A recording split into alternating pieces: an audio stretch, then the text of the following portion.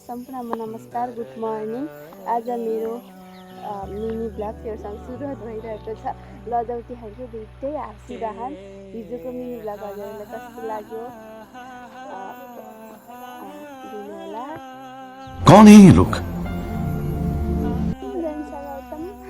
घर कहाँ हो? उताले कता? अनि उहाँको नाम के हो? अबे जल्दी बोल, कल सुबह पनवेल निकलना है।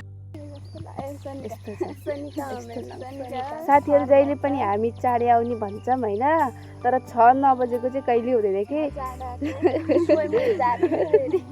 म चाहिँ कहिले नै आउँदिनँ चाँडो। अनि हामी 5:40मा हिँड्ने भन्छौँ, कहिले पनि हिँड्दैनौँ। तर म चाहिँ जहिले पनि हिँड्छु भन्छु, अनि खै केले रोक्छ मलाई थाहै हुँदैन। ल अब हाम्रो कलेजसम्मको यात्रा हेर्नु होला। अब बाटोमा के हुन्छ हजुरहरूलाई हामी देखाउँछौँ। अब अहिले पछि छैन, हिजो भर्खर हालेको हावा, फेरि हावा छैन अरे उसको साइकलमा। साथीहरू के गर्ने, उसको साइकल पन्चर भयो कि कभर लागि छ अरे। झुटो बोल्छु कि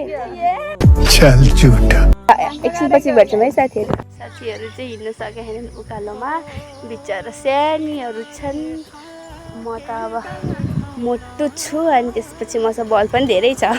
ल फेरि हामी जान्छौँ साथीहरू। अब फेरि हामी बाटो तताउँछौँ।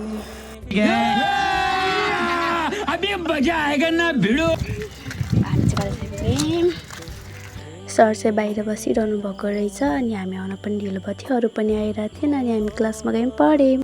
अब चाहिँ हामी घर जान लागेको, सबैजना गइसकेको थिएन, अनि बस पनि जान लागेको थियो। म चाहिँ पहिल्यै यता बसिसकेको थिएँ, अनि साथीहरू चाहिँ आएको थिएनन्, अनि साथीहरू चाहिँ बल्ल बल्ल आउँदैछन्। आजको लागि यति नै। Thank you for watching.